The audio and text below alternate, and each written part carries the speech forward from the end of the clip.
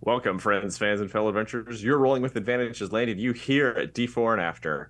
I am your host, Ross Lee, and tonight I am joined by the amazingly talented Ray Berry, who plays the very lucky Petunia Potts, as well as who guested on our Kinshome charity one-shot uh, this past weekend and played Elion, the revered mother. Also joined by one of our fabulous co-DMs, Dustin, who is one of the masterminds behind Kinshome. And we're going to dive into that very heavily this evening. So, fair warning, this episode's definitely going to contain spoilers for the charity games, as well as potentially anything before episode 162. So, fair warning, you've been warned. Spoilers ahead. Uh, Thank you so much. We are continuing to do better about our communication about this show and our schedule moving forward. This show does air on Friday nights. You're watching this here now. They are pre-recorded though, so please remember to submit your questions via the D4 and D4 Discord on the D4&After questions channel by Wednesday at 4 p.m. Eastern Time. We will do our best to get to every question, but we might not be able to due to time constraints. If your question wasn't answered, please feel free to tag the person that you wanted to answer your question in the D4&After Discord channels, and they might be able to answer it as time allows. This show airs every other Friday at 9 p.m. Eastern, and the VOD will be available for Patreon members the following week. I would also encourage you to go check out the charity shows that we did this past week. They should be up on the D4 YouTube. They're great content. I highly recommend it, especially the Kinshome one, because that's what we're going to be talking about. All right. Without further ado, let's jump in. Thank you both for so much for joining me this evening. Yeah. Always Thank happy to you. be here talking to you, Ross. It's fun. I'm always Good to happy be to back. talk to you guys. You all have such great insight. So I'm excited because honestly, I have a lot of questions because there's a lot of history here Yes, for there is. this. That is there the is. understatement of the year. Yeah, it is. Oh, all right. So that's exciting. All right. So we've gotten a bunch of questions previously, and I know that for our longtime viewers, Dustin, you and Devin have both been asked about, you draw a little bit from your LARPing history every once in a while. I think of like characters like Salazar and folks like that who occasionally kind of show up in the world that some of your players who have LARPed with you are like, whoa, that's super cool. Before we dive in, though, there may be some viewers who don't know what LARPing is. So Mama Strange actually asked, like, what is LARPing?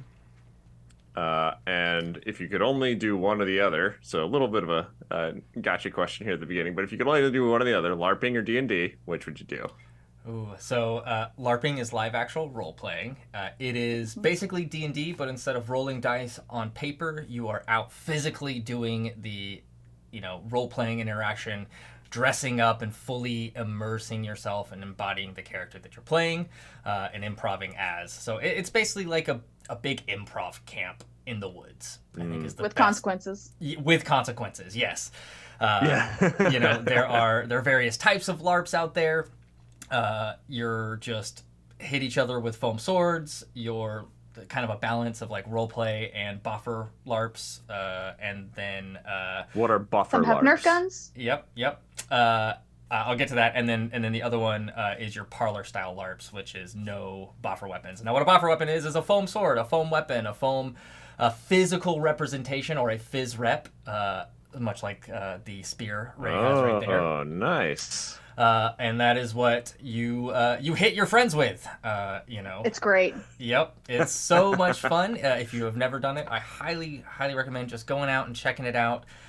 It can be any of them. There are, like I said, the like war game style ones like Bella Garth or Dagger Here, Amped Guard, which is it's basically just combat scenarios like Team A versus Team B, very like war battle-esque, and it's just hit location usually, and so you're just literally just doing nothing but hitting each other.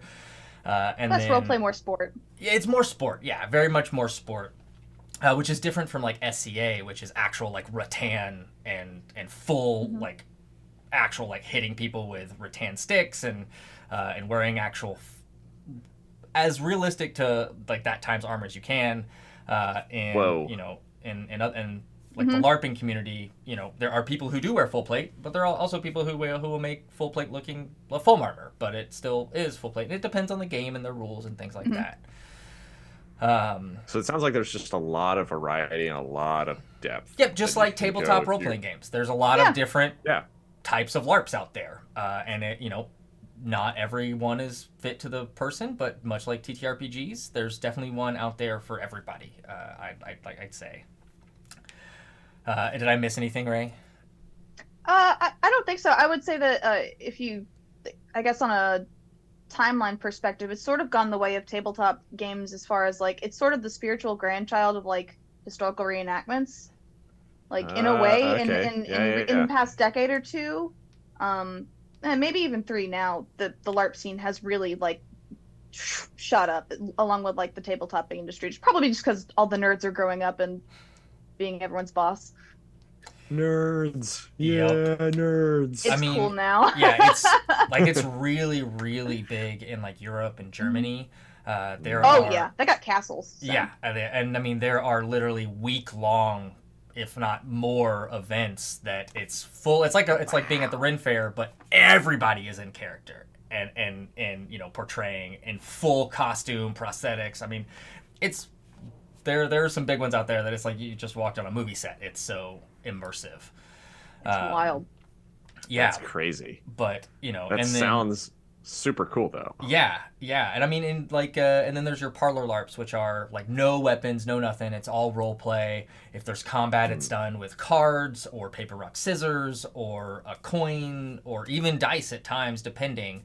And a lot of like the Vampire, the Masquerade LARPs are parlor style LARPs and things like that. But it just depends on what's up your alley.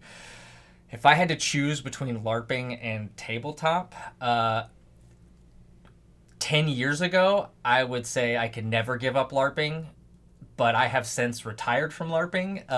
So I have given up LARPing in the sense I do miss it. Yeah. I miss it so much. Yeah. I miss that just full immersive experience and just, I mean, there is definitely a magic about it, but I would definitely say I would choose tabletop nowadays just because I'm, you know, old and busted and don't have time to spend a weekend out in the woods. Just orange headband, it's fine. Yeah, I'm not that busted. Yeah, there you go. I'm more I'm just do I really want to get out? Oh yeah, you know. It's taxing. Even if you're not doing assuming combat, orange headband means no buffer weapons. It's a term that means you're medically out of play and you can't be hit by buffers or touched. It just means don't mess with the person. It can be anything. Anything. And that's just for their safety. Yeah, and that's the games that we played in. There might be other terms or ways to determine someone who's medically unable to participate in like physical activities, but are still there and able to role play. So it just depends. But yeah, it's more along the time thing. It's where my stuff comes in. You thought D4 took a lot of time. When Devin and I were running a LARP, it was even more intensive because it wasn't small scale stuff we were building like maps. We were building full, you know, costumes and props and settings, sets, and I mean, yeah, we would go all out, and it tended to take a little bit longer, you know. We had once a month that we were on that weekend, so you know almost every day, every weekend. Oh my God! Working to that one event, you know. Whereas D4, it's like we're doing a lot, but it's weekly, and so we're doing more smaller scale and not as big scale builds. But yeah. What about you? You're so to give viewers perspective here real quick, and then Ray, I want to jump to you because I want to get your answer to that question as well. Those of you who are newer with us or who have been with us a while, you've seen the work that Dustin and Devin do on the miniatures, the maps, like the handouts, all of that stuff. Trying to imagine that on a actual person scale, guys, oh my gosh, it has to have been amazing. Was. Oh, all right. Ray, yeah. Step in. Tell us a little bit about that. And then, would you give up, if you had to choose, you can only choose one, is it LARPing or tabletop? Well, considering I run a business that is a LARP, I would probably have to pick that one, but also because I've still got a little spring in my step, even though I'm approaching the big 3-0 next year, which really isn't that big. I'm actually pretty excited about my 30s, but anyway, um, and that and because I feel like after being a player for so long, for God, how long did I play? 5, 6 years. I time's getting really large now. Hmm. It's fun to once you learn what it takes to be on the other side. It's really really fun to write the stories instead of run them because getting the reaction of the immersed players, like you could be like I'm trying to paint. It's always so hard to paint a really good picture because there is so much to being there. Like if you were to be a bystander watching people go through this, you might think it looks a little silly. And honestly, people watching from afar, sometimes it does. But when you're there, Hmm. it's like when you're in a haunted house. You know it's fake. You know no one's actually getting hurt. But when you're there, you're not thinking about that. You're thinking, oh my Yeah. God, what's coming around the next corner? And Devin and Dustin really liked to use that to their advantage. They liked the horror mods.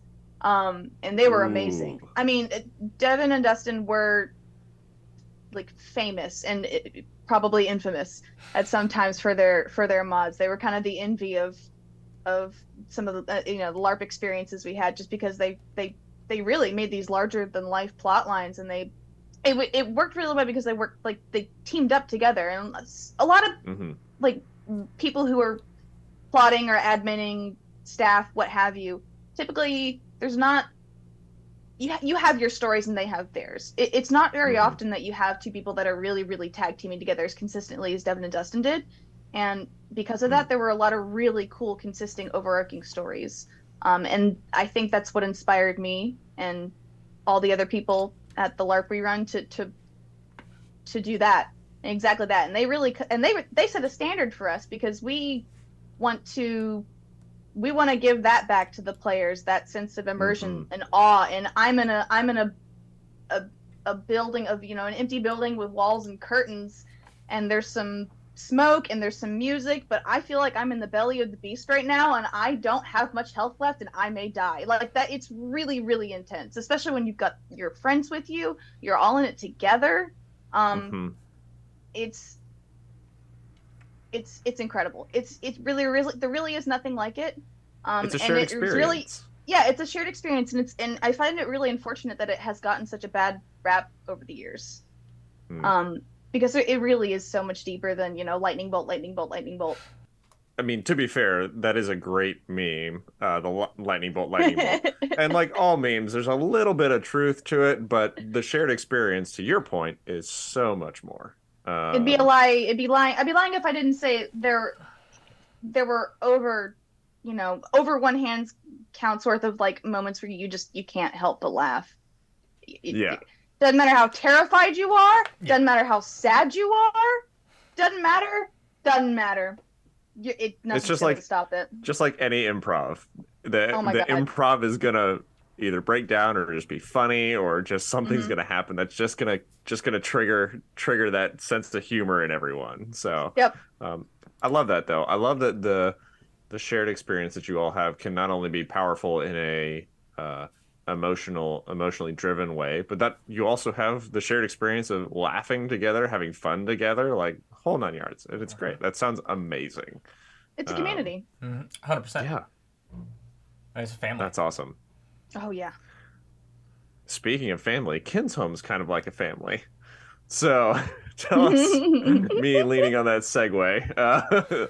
So tell us, what was kind of the inspiration for Kinshome in general, and then uh, how did you, what made you guys want to bring it into uh, your show? That starts with him. Yeah. Man. So, Kinshome is I guess, the ending to a story, but the beginning of another, I think is the best way to Mm, describe Kinshome. Um, okay. in a LARP that I ran called Exadune for many years, which is where I met Ray. Uh, I was on staff. I was one of the original writers and creators, and helped to birth from the ground from my good buddy Jarrett, who, I personally have been LARPing for over 20 years prior to me retiring. Wow. Yeah.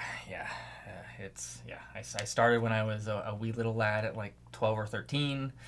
Oh my goodness. Yes. Wow. Yeah. So A LARPing. lot of LARPs Little don't even Dustin. let teenagers in anymore. Yeah. So, LARPing is why I got in the film industry. So it's why I wanted to do what I do because of LARPing. LARPing has a very big impact on my life, and I owe a lot to it. And so, I told this story that revolved around basically the genasi of the game, the genasi and tieflings and I almost said Celestialkin, which is what they were in the game, and Asimar. The Farborn. Yes, the Farborn is what they were called, and it was a very it played heavily on genocide and racism and tried to tell it in a way to bring that to light and basically end it and bring it to the awfulness that it is. Through that story, with the players of the game, Rei being one of them, together, it's probably one of the greatest stories that I was ever able to be a part of and help facilitate.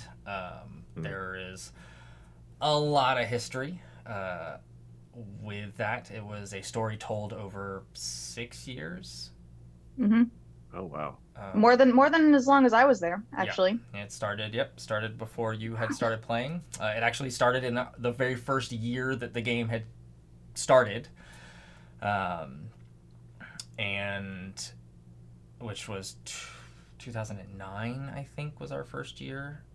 Was when we started out. Yeah, and it the character the non-player character, the NPC that I played, was supposed to just be was supposed to come in and he was supposed to die. Like, he was a one-off character, was supposed to just come in and like hook the story, and then in the midst of the story of that first encounter was supposed to die, and the players actually ended up bringing him back to life after he did die, using very limited resources that they had, and then from that budded this epic tale. Wow. There's I don't know how much I want to get into right now, because that might lead into Totally. like other questions might lead into it, but I definitely want to tell the tale of where Kinshome truly came from, but I might answer a lot of questions in that tale because Yeah. Totally. I will say that story right there is very it pretty much hits home what's so great about one of the great things about LARPing is when your players surprise you.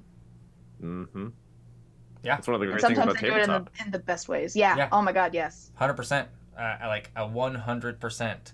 And I mean, it's like, honestly, like that story is, I think, how Rei and I became so close, and how we became such, best, like one of my best and greatest friends is because of this story that we got to tell together that was extremely emotional. Like, it was a very emotional, to be honest, it was a tragedy. It was a tragic love story. If I had to tell the true, like the origination of Kinshome, it was a tragic love story. All right.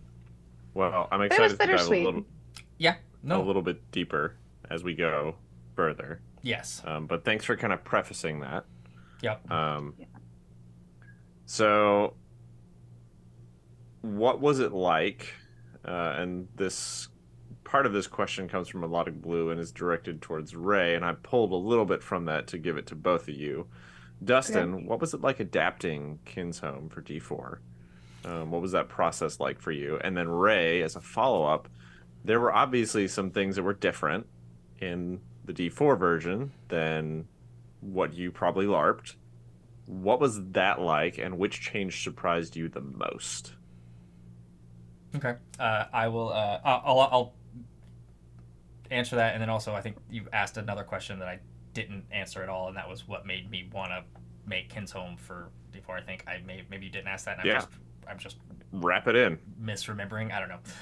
But Doesn't matter. Tell it anyway. Yeah. It's the reason why is because it is such a huge impact on not only like me as a person but me as a storyteller, and I wanted to imprint that story in D4 in a way that embodies it and immortalizes it. Is that the word I'm looking for? Immortalize it? Yes. Immortalizes, yep. Immortalize, not immoralize. There is a T there. In a way that showcases not only the story itself, but those involved in making that story possible. And it was a blast to go back down memory lane. I mean, I hadn't thought of or touched base on that story in 5-6 years. Oh wow.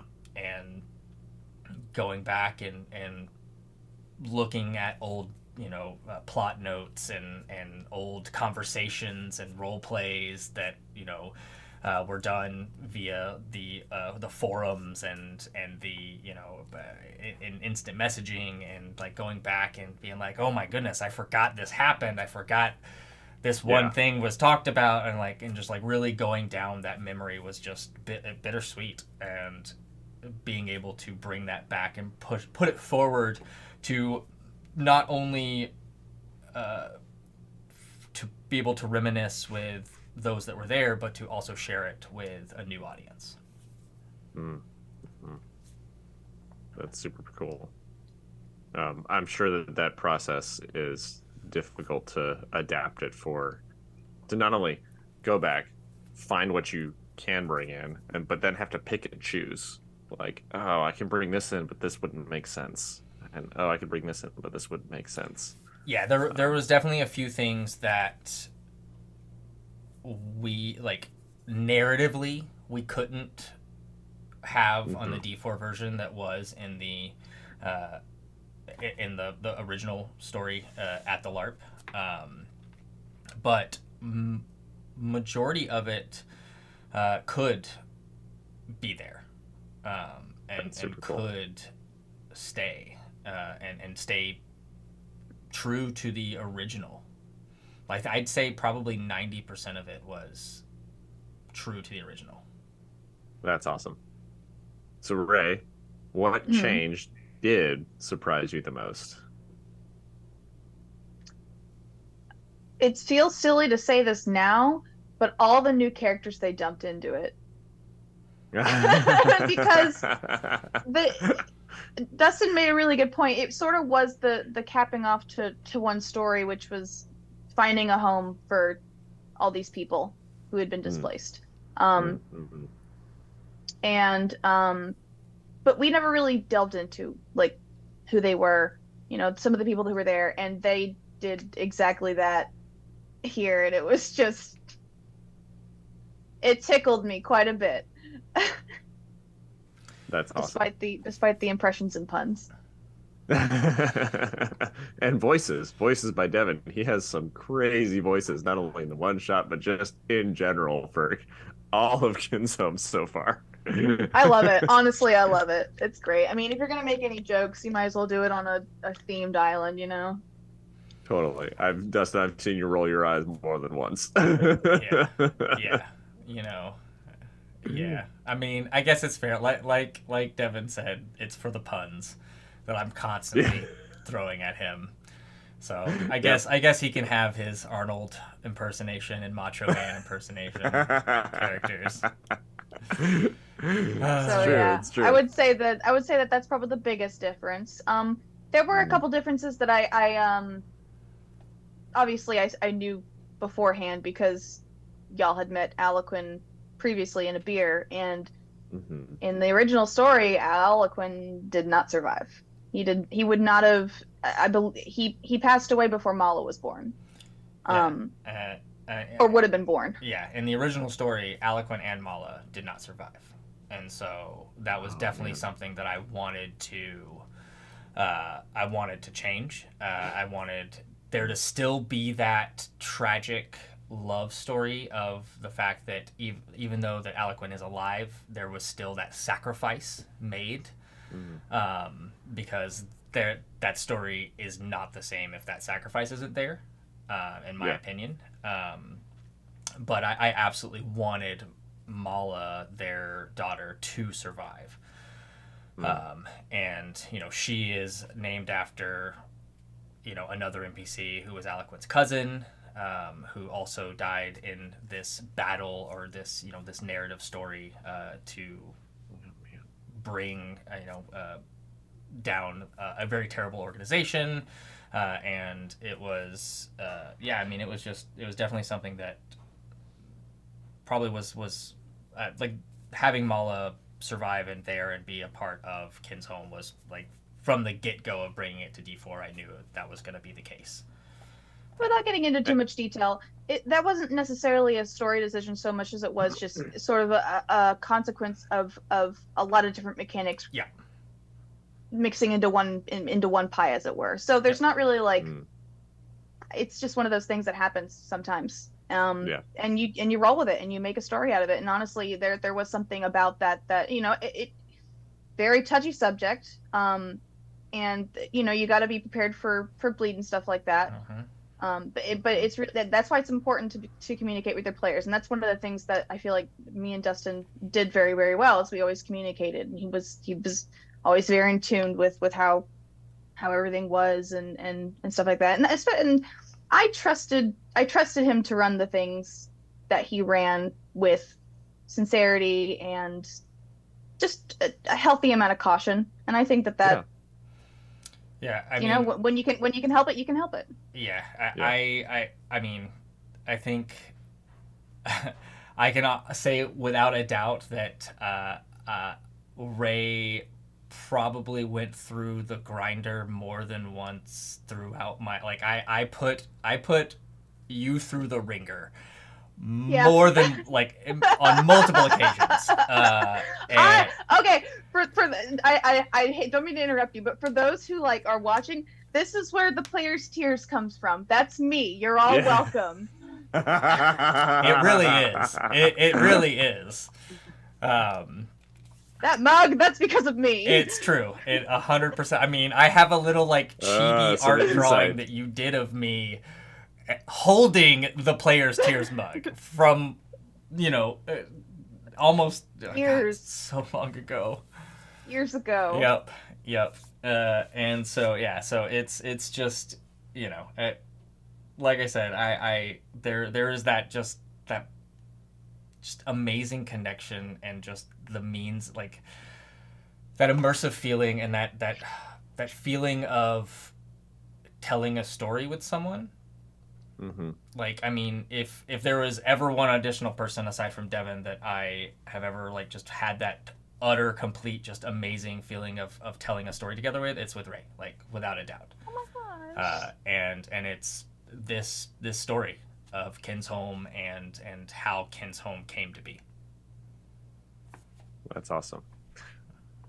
To me, it's amazing that one, you've been able to tell that story in such a way that has very clearly impacted individuals like Rei, other LARP participants, I'm sure, who have played with you in that module throughout any point in time.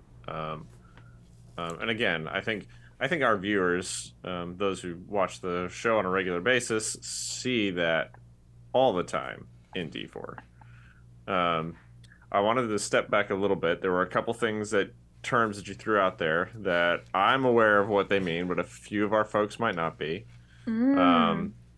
So what is bleed? Oh, yep. Yeah. Yeah. We have someone who's never done LARP before, and I know that you guys have talked about it on stream on occasion. There's so much slang. Yeah, I know. What does that mean? Yeah, we have Devin and I have talked about bleed before. We've done panels on it. We will do multiple panels and discussions on it.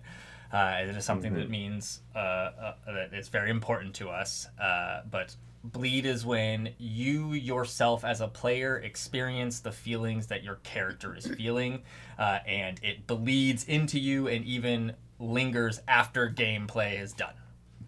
And that can be any form of emotion, whether it's happiness, sadness, anxiety, fear, Anger. That's a big one. You know, and you know, I don't want to get too into it because that's an entire discussion on itself. Totally. But it's Just an important high level. issue. Means It's an important, 100%. I wouldn't say issue. I would say it's an important topic. Yes, Yeah. absolutely. But yeah, and so experiencing that's bleed great. and having the bleed of the role play is what when we were saying having bleed or the bleed was intense or the bleed was bad. That is what we're referring to is that emotional immersion and that those feelings that the character is feeling, you know, that feeling of loss and things like that is like, oh well, I know that Dustin did not lose anything, but my character that I've been playing for X amount of years just lost something most important. So, you know, it hits you and it affects you, and it is definitely going to have that. And there's nothing wrong with bleed. There's nothing bad that comes of it. It's all about how you handle and how those around you handle it is what's important, and understanding that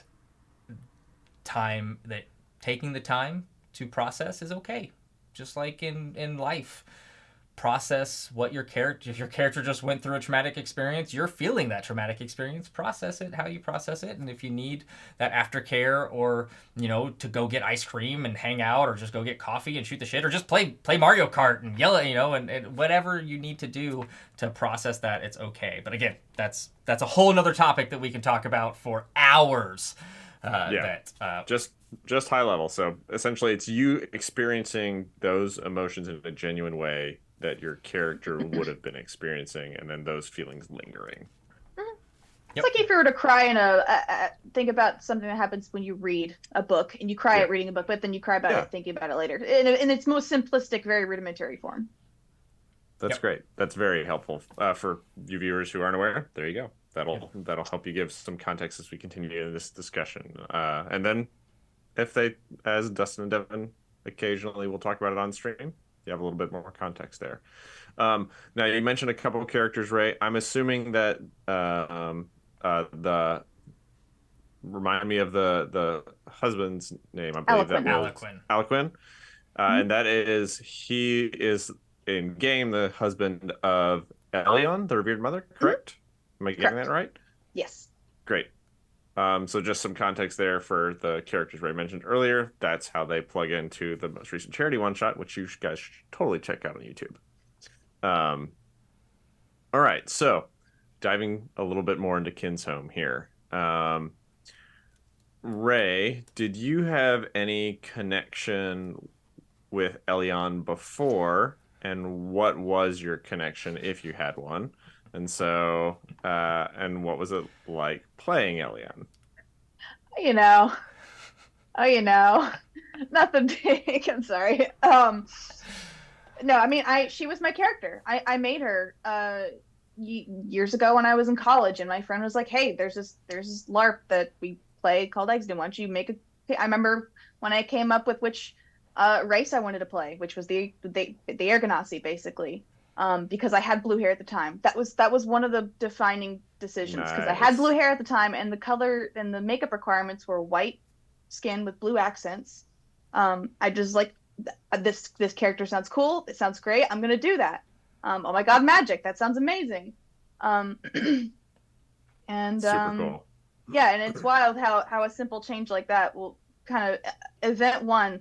I was just sort of tossed into this huge, like, years-long plot line, and it was just continuously going from then. A lot of people have different experiences when they first go to a LARP, and it's usually, you got to, feel out the scene, meet new people, figure everything out. No, I was like deep in, ready, hope you can swim. Thankfully, I had people who had LARP before.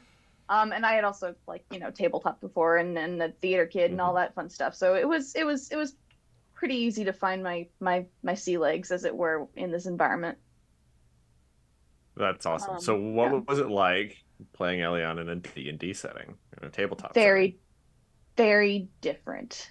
There's something about being in the costume and the makeup and the ears and the contacts and all my clothing and like having my spear and my shield. Like there's something very core to being in that character. And also, I'd been, I knew what I could do by heart. And as far as the D&D thing went, Dustin made this amazing sheet for Elion, and translated her damn near perfectly into this system. And I'm like, oh my God, she can do so much. What do I do? Oh my God, she's amazing. And then I get to eat my worm, so that. I mean, that's pretty on brand. My worm. Yeah. It's pretty on brand. Oh man. Yeah, I did play her. It was. I will say it was difficult figuring out how to emotionally play her, because she was a little different obviously in this. And of course, Dustin and Devin, I made this joke before, but they like set some really high expectations in portraying her as really graceful and elegant. And I'm like, this is not. I don't remember being this Elion. I don't remember being that nice, but because I was, I was this little awkward cinnamon roll walking into. Of course, that was event 1. After 5 years, that was very, very different. But she changed a lot. She changed a lot through the years. But at the end of the day, I feel like it was nice revisiting her. It really was, especially in the context that we did. That's awesome. She's my baby. Awesome. Dustin, what was it like for you knowing that you had Kinshome prepared, and then the reveal when the players first arrived at Kinshome? What was that like for you? And feel free to speak for Devin as well. He's not here, so you can't. What was that like for you guys? It was just everything that I hoped it would be. I mean, Kinshome had been in the plan since the beginning. Like, I knew I wanted to implement it in the story. Pretty much knew when, when they would eventually leave Waterdeep, they were going to end up at Kinshome. The how they wound up there changed. Initially we had planned to have a shipwreck, and then the shipwreck wash up on Kinshome. Nice. But, okay. Yeah, but that ended up just changing narratively. And not, not making as much sense. And so, because we knew that eventually, like, we were going to introduce Captain Lascalar and the Sturge in the airship, and that would be how they would make it to, or how they would make their way towards Evermeet. And so initially it was going to be the ship was shipwrecked, and then you would like, well, we're stranded. What do we do? Oh, well, here's this other ship. Let's let it take you. But that obviously changed because, well, that's the way stories work. That's the way D&D games work, more so, and role-playing games, not just D&D. And so, but I mean, you can, the episode that, ends with Kinshome and when Rei and Ethan figure it out. Exploded. And like you can watch them get excited, but you can watch me because I'm watching them. Like, I'm looking up at in the studio. We have our TVs that have Rei and Ethan on them, up top. So if you ever see anybody looking containing your glee, they're looking at Rei and Ethan, and so I'm looking up and I'm just basically just watching and just waiting for things to click, because they didn't put it together until that moment. Like, it wasn't until I started to describe the water genasi is when it really started, and the volcano.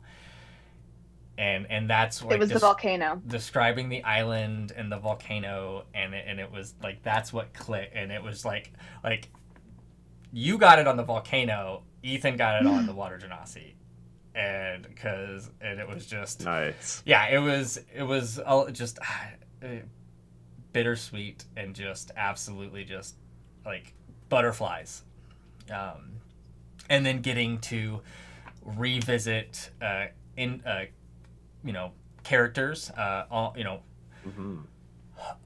all of the characters that you see like Ray and Ethan get excited about or get like hyped about are their player characters from Exodus.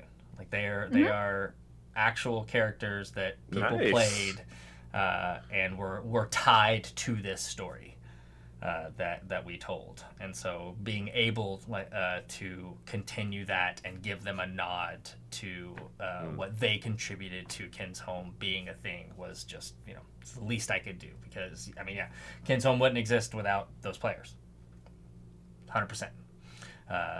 It is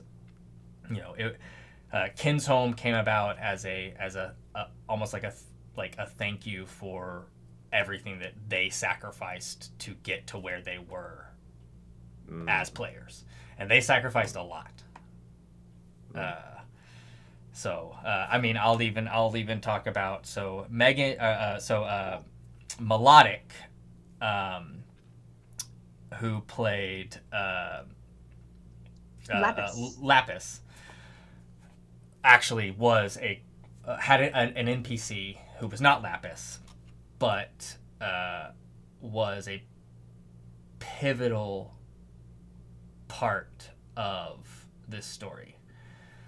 And she played a character named Orly, who was a purple tiefling. And so if you remember in Kinshome, there was a statue made of amethyst, and it said Orly's wing behind it.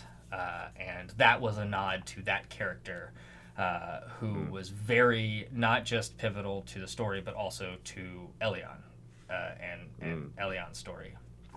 And the Orly's wing was a nod because that character had their wings cut off early on and only wanted their wings back. And so to have that wing, and that NPC was a healer, and so the hospice area of Kinshome is now Orly's wing. In the original story, the main statue in the center of town was actually a statue to another character who had sacrificed themselves, and it was Connor's Corner. And that was where the restaurant area was. And so but that NPC or that couldn't work in the D4 setting, because that is a character that did show up in Waterdeep, and so we couldn't put that into the story, into this Kinshome. So we wanted to at least make a nod to Orly, which was like I said, a very big part of the story itself. And another one of those cheese grater moments that I put Ray through. And Cheese grater moments. Ouch. Yeah, I mean, there was a moment in the story, or in the narrative, if you will, where she had to make a choice between saving Aliquin or Orly. Ooh. And yeah, and so the BBEG. That's mean. Yeah. We took a lot of inspiration from the Saw movies, and so. Oh yes, it was a horror story. Yeah, it was very much a horror story. So it was very much a Saw-inspired modules and encounters and things like that, and so. Yeah, not for the faint of heart, but at the end of the day, Aliquin survived, Orly did not, and without getting too much into the meat of it, that was the gist of it. And so, in order to continue that, we wanted to put that little nod to that character and to Melodic, who was a big part of this story. That's super cool. That's super cool. So tell me a little bit about what made, and this is for both of you, what makes Kinshome so special for both of you? And Ray, I'd love for you to take a stab at this first. Just what's, you've realized you're going there. Obviously, you and Ethan are super excited. What makes you being able to experience Kinshome again? What's so special about it? I would say, gosh, that's hard. For me, anticipating it was, this is gonna sound really, really, really, really, really, really, really, really corny, but it really was like coming home. Because that story meant so much. I mean, I have on multiple occasions considered making it a book, and I still want to someday, even if it's not something I can publish. It's a story that I would love to immortalize. It really means a lot. I would consider exiting my first LARP at the heart of it, and it was just a life-changing experience for me. I mean, I'd never really done it, and now I'm running my own, and now I've made all these amazing friends. And it's just not, and, not all were involved in that story, but everyone was involved in that community. So it all pans back to like this really, really impactful, just years of my life. It's wild, but it's a long time. Awesome. A lot of time, love, sweat, tears, sometimes blood, but not usually often. Usually it's fake. Hopefully it's fake. We've had broken limbs happen occasionally. People get excited. Not very often though. LARP carefully, folks. Oh man. That I can't. Again, I feel like you're pointing back to that shared experience where that's really at the heart of it. What you were excited about being able to revisit it even in such a small way on the show. I think that's amazing. Justin, what about you? What makes going back to Kinshome so special for you? I mean, as much as I hate to repeat, it felt like returning home, felt like coming home. I mean, the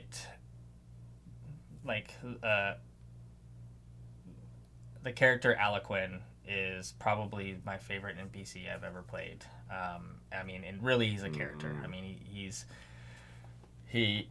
I embodied him for so many years, and I mean, literally got to experience so much through him, from not just tragedies but even love, like experiencing like falling in love for the first time and things like that, all through this story, and building friendships and all of that, and being able to come back to that and showcase how that impacted so many other people. Because at the end of the day, Aliquin was a martyr in his sacrifice. He would always, like, no matter what, would give himself up to save his family. And he he saw all Genasi, Tieflings, Aasimar as his family, because his family was ripped from him at an early age. And so what put him, on this quest, I guess. And so to be able to present this island of Kinshome full of just these displaced people, but to showcase, hey, here you have a home no matter where you come from. No matter how society shuns you, here, your family. No matter what. And to be able to present that to the audience and to revisit it, with Ray and Ethan, who were a big part of that story, was it was magical, and it was so wonderful to revisit those feelings. Yeah, that's awesome. Yep. It was weird to role play as Rei to Rei, but you know. Yeah. You did a great job. How'd you do? Especially, All right, my favorite there part we was go. when you were describing me looking confused at something. Like, Yep. Nice. So JW Django did ask, were all the NPCs that Ethan and Ray, were you taking Ethan and Ray down memory lane with everyone from from the same games, from multiple different games? Was everyone at the island in the tabletop game actually from Kinshome from the LARP? Were there other folks that you had pulled in who maybe weren't necessarily at Kinshome from the LARP? Not all NPCs were, like, Devin and I came up with Devin came up with a lot of them of the that were like Kahuna and Danelle the judge. Those were all ones that we created for D4. But Okay. The council, most of the council were characters from the game. Kane was a player. Micah was another Okay. NPC that I played. Ezekiel obviously was John, who was in the charity game. There were some other ones, Kitaru, who we saw last episode, or even though it wasn't made known, but he's so precious. He was the Earth Genasi in the kimono. Those were all characters that were, or the captain was a player character from the LARP. Am I missing any?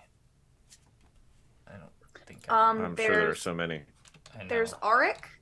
Yes, Arik. Arik was another one who was also a council member. He was a player character. Luckily, I have. Mentioned Kane.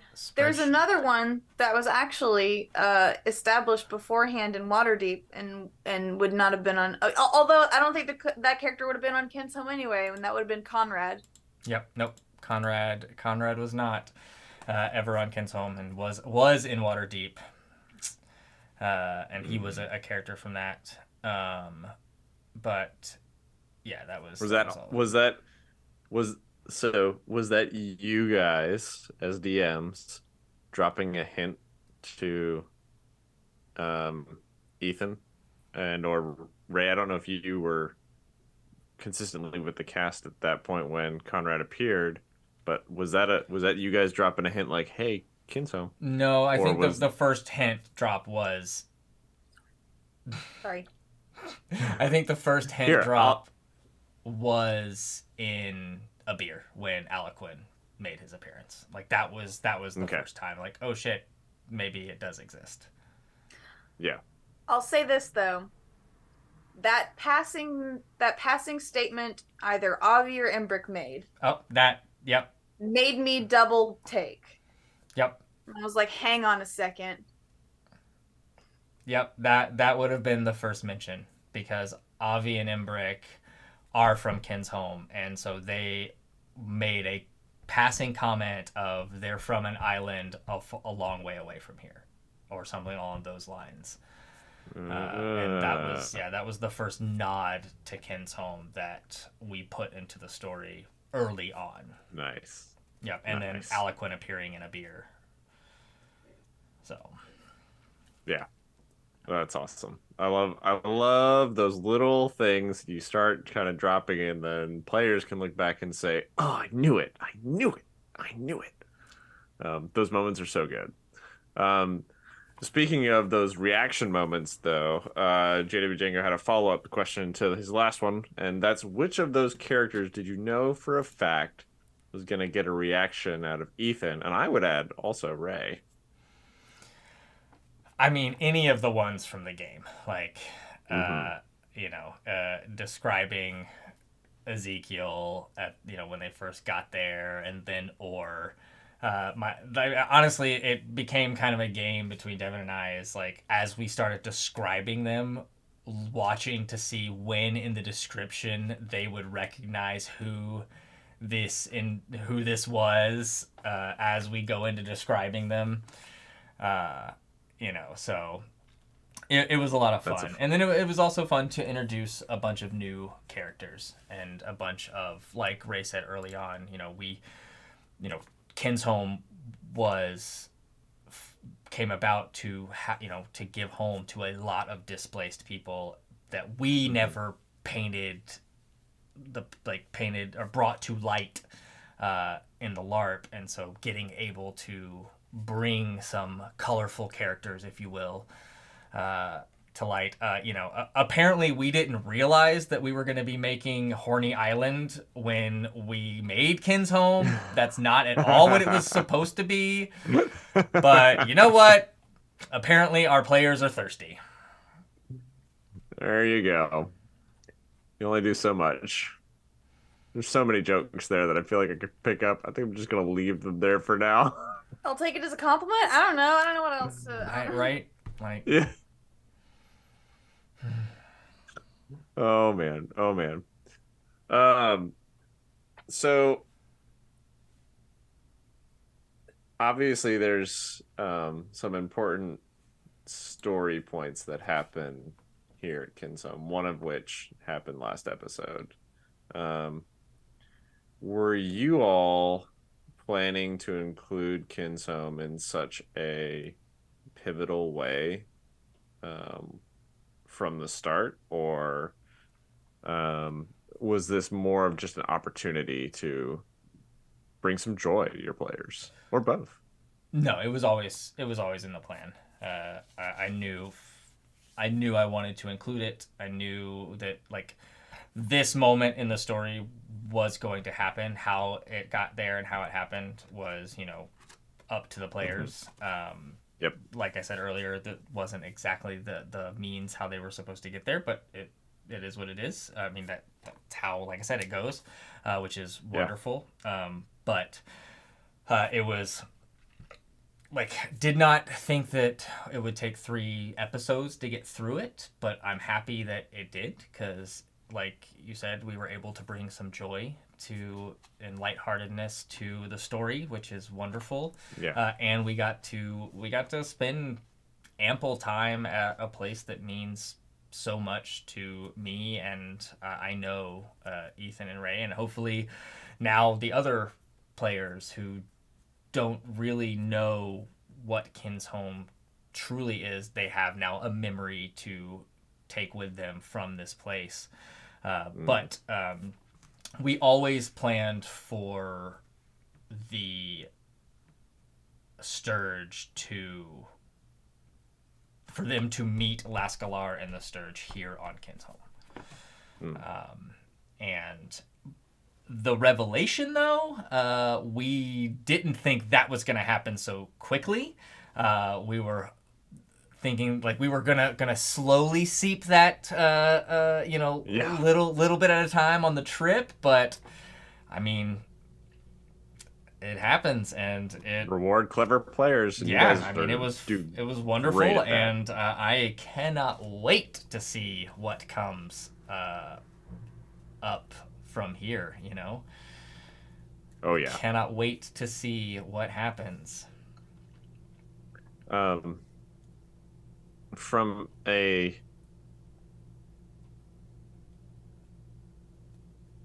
overall island perspective, from the story perspective, maybe tell me a little bit about, and I'd love insights from both of you,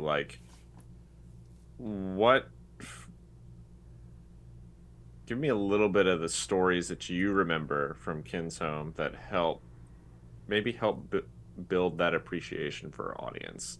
Maybe some key moments that happened from your LARP that you guys ran that it's just this one, that was give me 1 or 2 of those pivotal moments for you guys. The first one that comes to mind is when we found it, but I mean, honestly, there's so much before it that sort of... Kinshome was the final chapter. It really was it was like the epilogue. Yeah. Okay. But the island itself. There was a good time finding it. Yeah. So in the LARP, the island was actually New Kinshome. There was a first, a before Kinshome, which was okay. A flying fortress airship city that obviously nice. We did not have in the D4 story. I forgot all about that. Oh my god. Yeah, that in itself crashed, and like there's a whole thing with that, and yeah, it all was tied to the. That was one hell of a mod. Yeah. The leading up to that, and then having the Genasi and whatnot kind of separated from that to like being displaced in this other area, and then finally finding the island for them to call home, and I mean there was several options, of homes that they could have chosen. I mean, they just, they happened. This is the one that we left it up to the players. We presented them with 3 options. I don't remember one of them I know was full of dinosaurs. One of them was full of dinosaurs in the middle, and I don't know how this worked. Just physics worked differently, I guess. There, in a tundra jungle. Yep. Try and picture that. Yep. Okay. And the other one was infested with an invading force from space. That's right. Without getting into like the story behind all of that. It was just it was either that or dinosaurs or this island that's got some worms, but we can kind of deal with them. And oh my god, there's actually houses here. I wonder how that happened. So the worms were actually a part of Yes. the original Kinshome then. Oh, that's clever. That's really good. Were the worms as dangerous? No. Not by any stretch of the imagination. I want to say there were like 3 people, maybe 4 people on that storyline that when we were looking for it. And they were, they could have been babies, but they were annoying, but they were manageable. I'd say the worms in this version of Kinshome, they grew up a little bit, it sounds like. Yeah. There was no huge costume or phys rep for that one. Although I will say the inflatable Tyrannosaurus Rex costume was used during the story. And that's one of those moments where it's just like there's no way to take this seriously. I'm dying. I'm currently dying. Look, I'm dying laughing. You have the sound effect of the T-Rex roaring from Jurassic Park in the dark. And then out of nowhere is inflatable T-Rex suits. So, Love it. I love it. That I feel like that to me just shows the essence of not only creativity, but just to your point earlier, sometimes you just get to have fun with your friends in those shared experiences. And I mean, and like I said, this was the epilogue, so we didn't want it to be like it. Devin and I wanted to present it as, hey, we promise there's no tricks here. Like this is a happy ending. We promise. We're not gonna pull the rug out from under you for the 4th time. Did they? Did they, Ray? They didn't. 4th time's the charm. 4th time's the charm. All right, that's good to know. I think. Hang on. That's tough, actually. Oh, there's a lot of convoluted stuff. There's a lot. It's complicated. Yeah, it's a That's complicated fair. story. I can think of like. I can think of 2 off the top of my head. That's it. And it may have been the 3rd time, but I there was definitely rug pulling multiple times. I mean, it's just this. I mean, it's the type of story I like to tell. I like. Yeah. Yeah. And I like being a part of it. Build your players up and then tear them down, and then build them back up. Yeah. And tear them down. And it's not that like I like to rip the favorite NPC from them.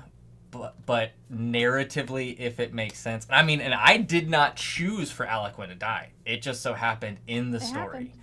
And it just so happened to be in a way that was beautifully tragic.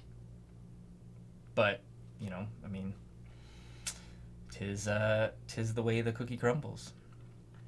And I would say that it was, as much as it was a really heavy story, I was super like on board, and I say that just because I can understand how that would not be everyone's kind of story, but emphasizing the importance of, consent. That I really liked the story. I was involved from day one, and I just kept being interested in it and kept being like, yes, this is okay. Like, communication is what made the story so beautiful. Yep. At kind of its heart of it. Yep. Absolutely. Yep. And much like on D4, like we're in constant communication with our players. We tell heavy stories. D4 wasn't the start of it. Like that's just the type of stories that Devin and I like to tell, is heavy, deep, emotional, horrific, horror-filled stories. And so this was definitely one of those, with a lot of hard story elements. Do you guys like telling horror stories? I know, what? right? Weird. I never would have guessed that. What? Never. They That's made not true. the xenomorph in the LARP we played. I didn't get to go on that story because they genuinely gave us, like, they gathered everyone up and they were like, okay, seriously, if you don't want to risk actually dying and losing a life and you're not comfortable with that, leave now. And I was like, you know what? It's been a rough day. I'm going to take this one. And I say it was a really, like, harsh, it happens. Intense story happens. And the stories I heard from that, boy, that one's one that'll live down for years. Yeah. You wore heels, didn't you? What? You wore heels, didn't you? Like those gravity heels for your God. Oh my gosh. There was no heel. Real on quick, it. before we dive in further, you use the term mod. For I was just wondering real when that quick, was gonna high come level up. I definition. do it all the time. It's Yep. so second nature. Yeah. What's so mod the is term? short. Yeah, no, that's great. That's Yep. great. What's the high level? I'll let you take Just quick. I'll What's let a you take it, mod? Oh, it's mod short for module. Basically, you could be a storyline, a mission, a quest, a side quest, an errand, a random encounter, wandering monsters, anything that kind of pulls players in. Like, usually it involves what's called a hook. You hook your players. You come in with your NPC usually, or they come to you. It varies. The mod is just like that contained story, and sometimes there's more than one. Sometimes it's a one shot, but that's kind of what we call it. Is just that's a mod. Yep. Gotcha. Great. So Dustin, this mod, a xenomorph? Really? What? I wish we had pictures I have pictures, but somewhere. Yeah. So Devin and I, with our good friend Max and Island, it was actually an SCP mod. Funny enough. Yeah. Okay. Yep. And yeah, I got in a full. It was a hybrid of a xenomorph from Aliens and one of the bugs from Starship Troopers. Like, it was a cross between those. Well, that sounds terrible. That sounds terrifying. It was almost a full suit. It was mainly from, like, the waist up. We didn't have time to get the full, or I say knees up. We didn't have time to get the calves done in time. I don't think anyone had been paying attention. We basically had this big barrack style building that we had turned into like a labyrinth style maze, and we had lights that were flickering. The whole thing was filled with fog, and I was creeping around, and so I was wearing like 3-inch stilettos that we cut the heel off to give that hoof like feeling of. Wow. And so I was walking around basically on my tiptoes, and so there was that clunking sound, and I would do these clicking noises. And I think at one point we had everybody, I think there was like 6 or 7 players in this module, and they were all squeezed into a single shower to hide. The only person that wasn't was playing a very small fairy, and they had little phys reps that could physically represent themselves. And he was like, "Okay, I'm this guy." And he shoved him in the shower, and like, "I'm not here. I'm not here. Yeah. I'm not here." Yeah. So, because it reacted to noise, and it was all full grown. Yeah, it was one of those that if this thing touches you, you just go resurrect. No fighting this. Yeah, so it was just it was fun. It was very much a cat and mouse style Yep. prey and hunter, so it was fun. It was a lot of fun. Oh, and I got to terrify a bunch of people stalking around. So it was good times. The taste. It's awesome. I was looking here at questions from Strike, and I realized that we answered most of those at the beginning.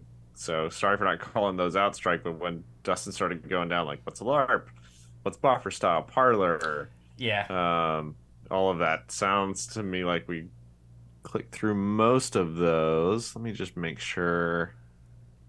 Oh, you know what? I'll tag off of what I was saying earlier. I'll give the audience a little bit of a vocabulary lesson in a phys rep because I've got a show and tell here. Physical representation. So that's like, a prop. And this one right here is a spell book that Dustin actually, like, he obviously didn't bind it and stuff, but he like put the snowflakes on here and made it. There's a letter in here from Aliquin to Elion because he taught her magic. Obviously my Zoom isn't gonna really pick it up, but like then he like wrote all these like amazing runes in here for each spell with the name of the spell right here. And it's just absolutely incredible. Like every single one of them. Absolutely incredible. And that's just one of the props he made. It was I mean, this thing has seen a lot of love. That's amazing. There's also this guy. Carries a bunch of letters. There's a little stone in here from the story. It's supposed to be covered in frost because Aliquin's all icy themed. And these are all the letters that Elion wrote to Aliquin. That's super cool. One of the and so there's a lot of art that Rei did from the story and time at Exadune.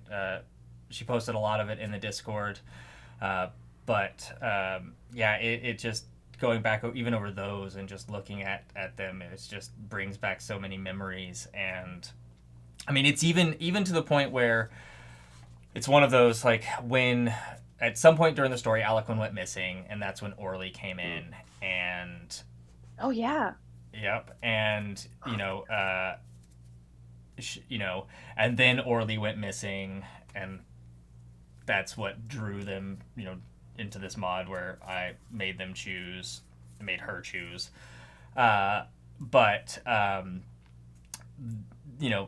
Basically how, because I was a staff member, I wasn't a player, so I couldn't always be in as Aliquin, and so how we had, we set up to where how Elion communicates with Aliquin is, she would basically drop a weighted bottle into the ocean with a letter, and he would find it and then come and communicate when they weren't, being taught or, teaching and yada, yada, yada. So there's a great piece of like tons of little bottles floating that, haven't heard from in months. And then probably my favorite was you did a couple pieces that were, it's like memories of like lessons that Elion and Aliquin with him teaching her. And you had put tick marks in the background of the art, which represented was a representation of how many days it had been.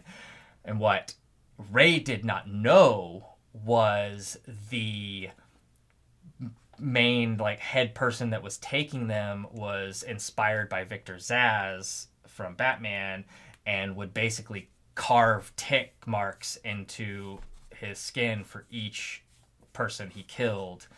And so it was one of those moments, it was like unknowing of what was happening behind the scenes, still implemented those tick marks, which was huge into the story. Yeah, it's just that tight, like that like shared connection of wonderful stories. Yeah, that just was like, oh my god, this, you have no idea, but oh my god, it's so I don't think I described it in the episode that Aliquin was there, but he actually has scars of like tick marks carved into his cheek, and he's heavily scarred from his time being taken and whatnot. But there's some beautiful art out there that Rei did of this story. I was very inspired. That's awesome. So Strike did have one question that I feel like we've maybe missed a little bit, and so I'd love to get your perspectives on this. Rei, he specifically asked you, who was your favorite character you've LARPed and why? And what made them so interesting? And Dustin, I'm going to toss it to you as well. Who's your favorite character that you've LARPed and why? I mean, it really isn't a competition. It is Elion. Elion was. I mean, I played a single event of a LARP prior to making Elion as a character, Mm. but she was like my first. She was. I consider her my first character. She was my longest played character. Um, Mm. and I loved how she started. I loved how she progressed. I loved playing her. Magic is always super fun. She was everything I wanted in a LARP character. That's awesome. Uh, Dustin? Mine is a tie. So my very first character ever is my elf Zethral, who we met with the Yeah. Jason guested. Jason Pepperdine guested as Avon, Yeah. and so we played brothers together in a LARP.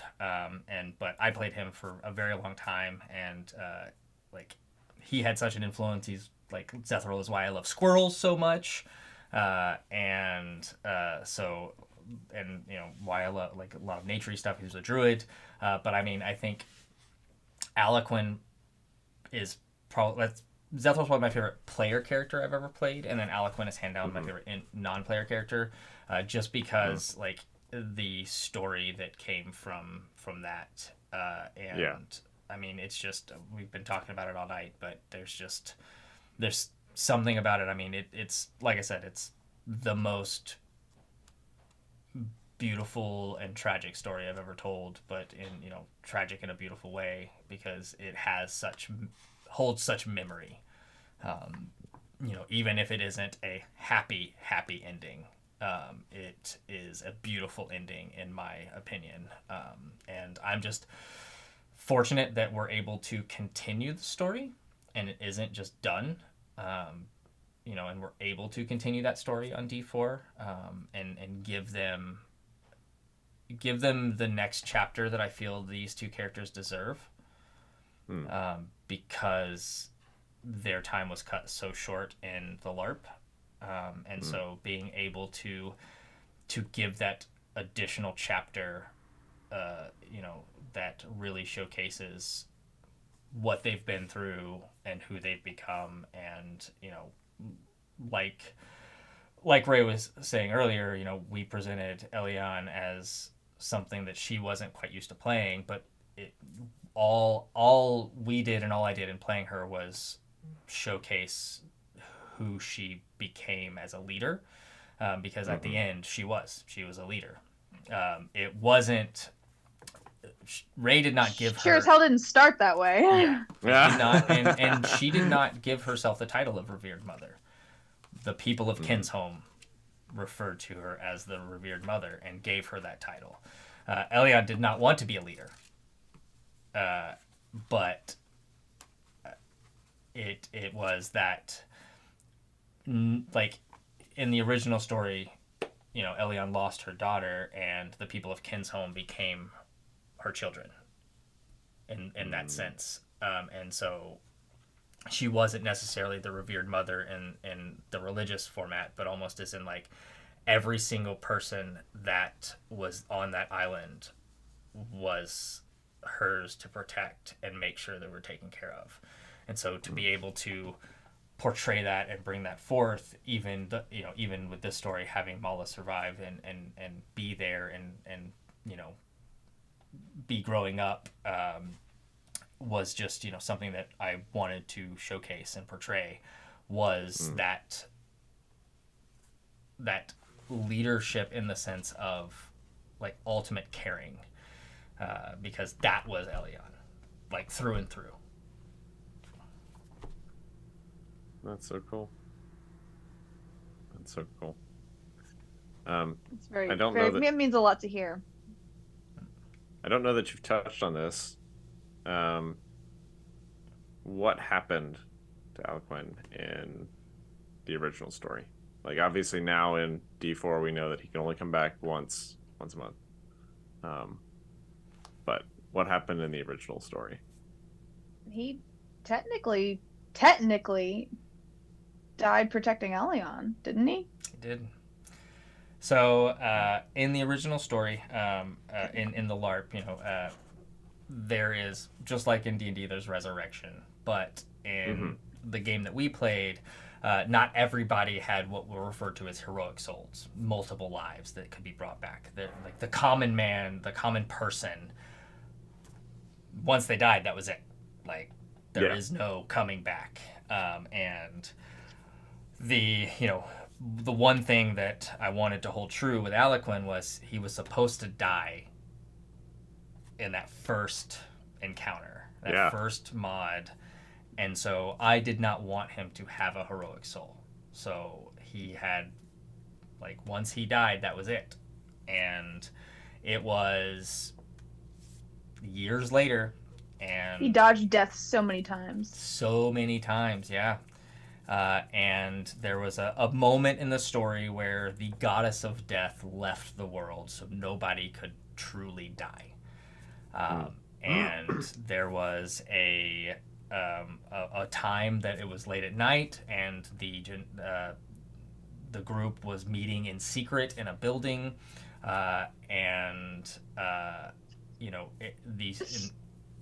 in the story, basically an airship showed up and just opened fire with massive weaponry,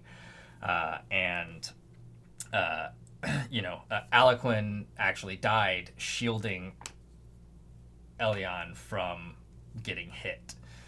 And I think even through that, everyone got annihilated in that encounter. Conrad survived because he scooted himself behind a wall. Yep. Everyone else. And so, oh, wow. Yeah, and so I knew what was going to happen from a storyteller perspective, because oh my gosh. I didn't know that I was going to die, but I knew that the ambush was coming, and it was one of those that, in that game we had Nerf guns to fizz up firearms, but this was supposed to be like a 50 caliber weapon, like it was supposed to be heavy, and so we had someone had literally like pulled their truck up, turned on the headlights, and then we had someone in there with a 5-gallon bucket of spell packets, which are what we use to fizz up spells, which are literally birdseed filled packets. Mini bean bags. Little basically mini bean bags. Yep. Nice. And so was literally in there just pelting that, and we would flip over the table, and like we flipped over tables, and it was like a full on like fire fight, but it was like 5 hits to the table and the table was destroyed because it's a heavy artillery. And so it was one of those immersive experiences that it's like in the moment you're like I'm gonna die, like I'm in this firefight and there's nothing we can do but just curl up into a ball and hope we come out. Hope you don't get. Yeah. Oh man. And just like the sound of the packets hitting the table was that like thud thud thud thud of bullets hitting plywood, if you will.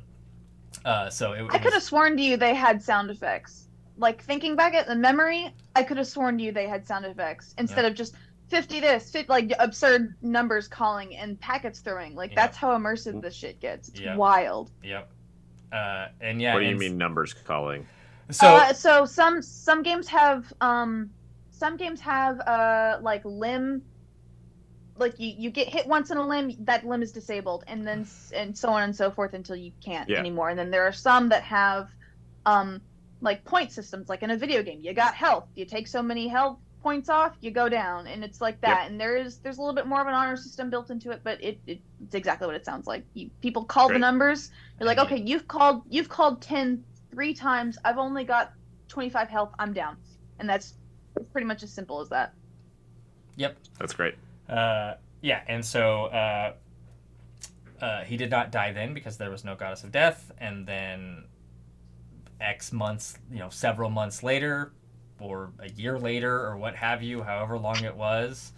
Long enough for them to get married. Yeah. So they at that point they were not married, and then shortly thereafter they had gotten, I think, the wedding, the ceremony had happened, and they got married. And then the goddess of death came back and collected on all the souls that had died. Ooh. And- We only had one. Yep, and he only had Oof. one. So, yep. And if I remember correctly, Elian did not get to say goodbye. Not then, Yeah, not then. Yeah. At that point, no. but she really didn't. Yep, and had basically came back to their home, and there was just a pile of ash. Oh man. It's sad. It's sad Yeah. shit. It's Yeah, tragedy. yeah. It was tragic. Yeah. That And sounds yep, super and so yeah, and then but through the story was able to basically give a final goodbye, like come to the afterlife for a second just to say your goodbye, and it was one of the things that in that moment because we had set it up and Rei didn't know that was going to be what the fulfillment of doing this mission or quest was for this celestial being, and Oh yeah, I got quizzed. Yeah, it was basically down on like the docks. We had to walk down a long dock, and then there was like a big square area, and I had my back, and then I turned around and dropped my hood, and I was in full makeup and the whole 9 yards, and then. If I remember correctly, I asked you for this dance because I don't think Aliquin and Elian ever had a dance, and that was the kind of a big thing with he never opened up, and was like so. But got to say goodbye for the final time, and that was in the game. Mm-hmm. Yeah. So. It was very sweet. It was a very good way to close the story, especially given that especially since Dustin didn't have full control over the story. Yep. He wrote I would say you had control over 99.9% of it practically, give or take. But Yep. You tied the knot really really well with what you had to work with. It was genuinely a very beautiful story, and I mean I know that there were things that you obviously changed in the Kinshome story itself in D4, but there's something about that story not being changed in its sort of bubble content that really really makes it special. I'm not normally a tragedy person. I mean, but there every once in a while it's everyone experiences loss. Everyone goes through things like that. So it's a real story. It happens to people. It's just fun to explore those emotions. Yeah. Under the right context. Yeah, and I mean, I'll even say in the D4 area, Aliquin finding the wormhole and finding a way back, that wasn't instantaneous. That was years later, and so Elian still experienced that loss and that tragedy, and that he's gone. Until that time is I am back, but only for one day, and then gets ripped back, to his plane of existence type scenario. And so still having that still having that part of the story still be there, but still somewhat salvageable. And and now there is a potential to have, hey, there is still a possibility of, there's hope now. It's not just loss, but now there's hope. Which adds even more to the story, in my opinion. Yeah, always. Hope's really important, not only in storytelling, but in life. Absolutely. Just to sort of piggyback off of that, there's one, in sort of going back to the whole, not to go too deep into bleed, but a good example of something that I realized was probably very positive bleed, was when Abe made the decision to stay, specifically stating because Mala's father was somewhere and he needed to get him back for he was so touched by this story that he decided to stay, and that Rei, that meant the world to Rei. It's really hard to explain it, but it felt like a personal, it felt very personal. It was oh my god, you care so much about that story that we put years into, that your character is willing to make this decision. A pretty big decision if you think about what his story was like, Abe's story. Mm-hmm. Yeah. I'm getting emotional just thinking about it. That's awesome. But yeah. Thank you both so much for taking us a little bit of a journey through Kinshome, what it's meant, what LARPing is, down how you guys have you all have been just doing this together for so long, and for sharing Kinshome with all of us in the game. I think it's been a great experience, watching and seeing those themes that were present in the Kinshome, not only in your LARP, but seeing those themes present in the D4, seeing the changes that you made and now that you've shared with us, that how things change, but how yet they're still very, very much the same, in a lot of ways. So, is there anything else you'd want to either of you would want to add in closing, in relation to Kinshome or LARP, that you feel like it's like, oh, hey, I really want to talk about this real quick? I mean, If not, other than just kind of reiterating how much, not just the story, but one, LARPing, but well, I would say two, LARPing. One, the amount of love that Devin and I would say mostly Dustin, because this was his story that he needed. Devin sort of, I would say he came along a little bit. He kind of came in sparse before he came in later. But anyway, you could just see how much he loved the story, and he put so much work into creating a lot of fun and a lot of content for not just me, for a lot of other players, a lot of other people that we are now super dear friends with. It's also part of a story. It is, in a way, it's also part of how we all became so close. It's almost like this parallel. While while our characters were having this journey, we were also having a specific journey of our own together. And I can't thank Dustin enough for that. It was life changing. I love you, man. I love you too. Just that. I mean, it means a lot to me, and it holds a very special place in my heart.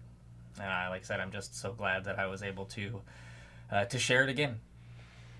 Yeah. And share it with a wider audience. I'm glad about you got to be a player during it. I know. Again. Yeah. Crazy happenstance. Yeah. Well, thank you both so much for sharing with us your heart for Kinshome, and just what it meant to you. That was really special. So, I think that's all for tonight, folks. Thanks for tuning in. I hope you got some great insights into LARPing, into kind of a little bit of Dustin's storytelling, how he and Devin have been kind of doing this whole horror thing for a while, but how they enjoy giving good things to their players and good experiences that the players can keep as well. So, and seeing all of that. And then, Ray, thank you so much for sharing your experiences LARPing and how that's impacted you, your role playing, and just seeing that come out, and the joy watching you guys as you experienced Kinshome was great. So, thanks everyone for tuning in. We'll be back in a couple weeks. There's some holiday scheduling things that I'm sure will be announced on our Discord, so pay attention to that. But hey, in the meantime, Sunday's coming, so see you then. Bye, everyone.